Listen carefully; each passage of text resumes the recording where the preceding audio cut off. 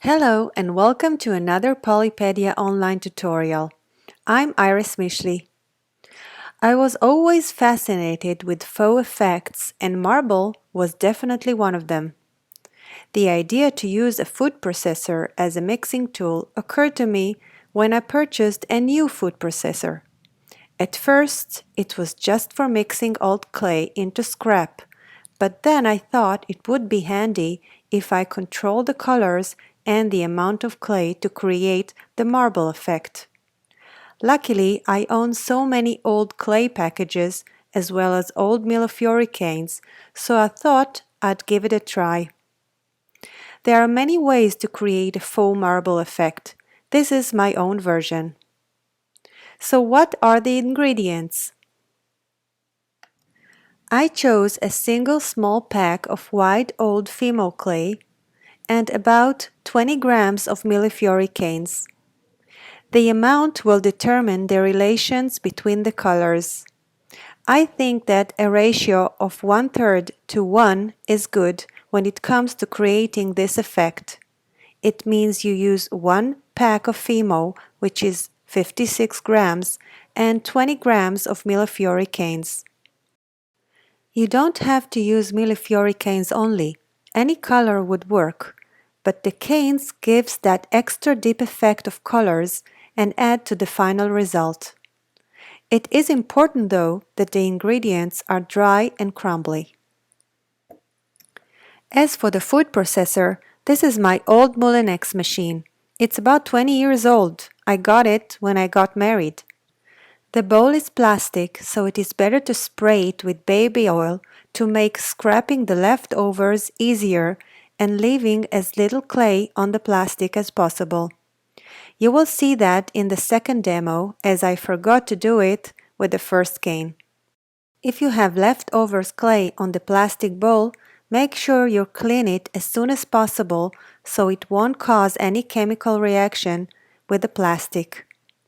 You don't have a food processor, you can definitely cut your clay small and do the same chopping, but it will probably take more time.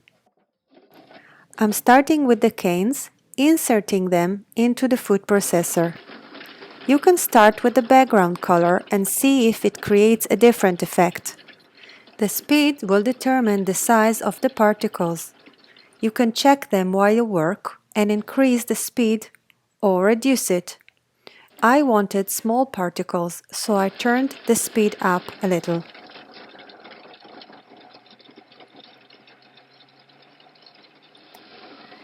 When you're happy with the result, stop the food processor and add the background color. In my case, it was white.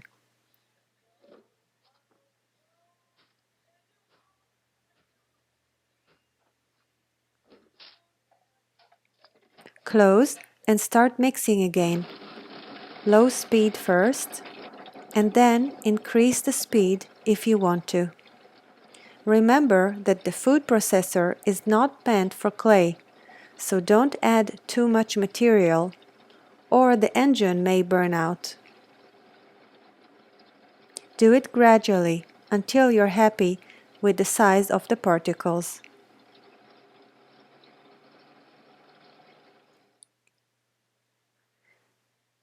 Now that it's finished, we can prepare our working surface to complete the cane.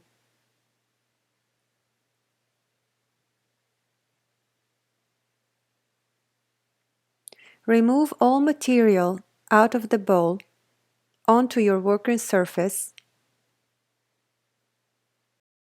If you need a blade to scrape off the leftovers, you can use one. As you will see in the second demo, when spraying the bowl with baby oil spray, there are hardly any leftovers left. Collect the clay and start shaping it into a cane. It can be square, round, rectangle, whatever you prefer. I chose rectangle to be able to easily connect slices one to another into a flat layer.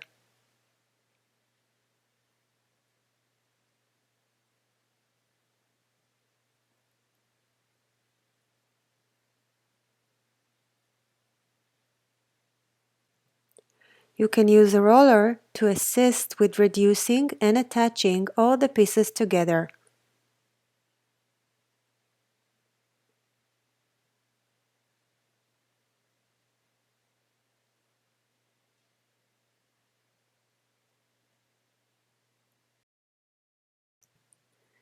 When it's ready, slice.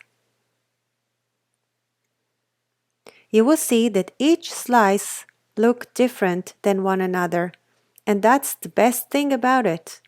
It's a natural look of marble. The second demo is done with rose canes. This time I remember to spray the plastic bowl. Here are my canes. I'm slicing them lightly.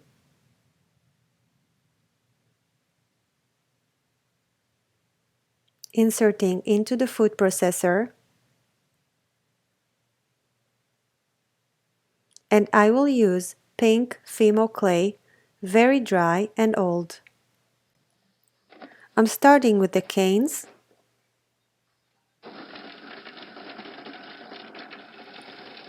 And adding speed.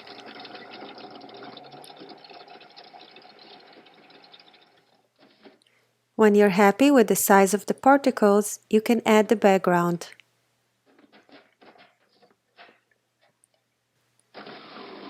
In this case, I shorten the speeding time of the food processor along with the background color.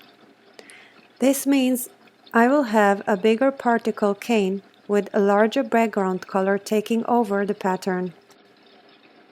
You can experiment with your own canes and clay, and I'm guessing you will have a different design and effect every time.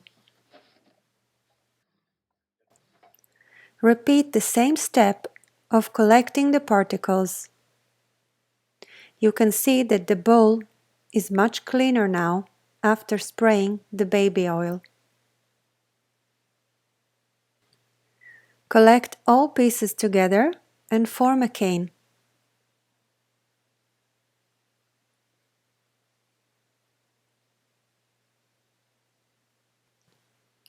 When finished, slice to see the pattern, and if you look closely, you will see the canes inside. The Skinner blend, along with the background, is visible inside the pattern of the cane. For the beads and earrings, I layered a background sheet and placed slices on top to form a unified sheet. Then I used the roller to flatten and attach both layers together. A cutter was used to form the bead shape. Each bead was baked and coated with clear resin to create a shiny marble look. The holes were drilled after baking. In the same way you are using clean canes or clay, you can use leftovers and add clay softener or baby oil to soften old clay. The food processor mixing generates some kind of a heat that helps us conditioning the clay easier.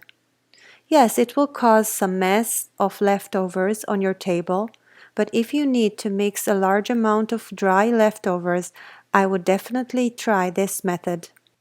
I hope you liked this short demo, and I would love to see your marble cane rocks. Thank you very much for watching. See you soon!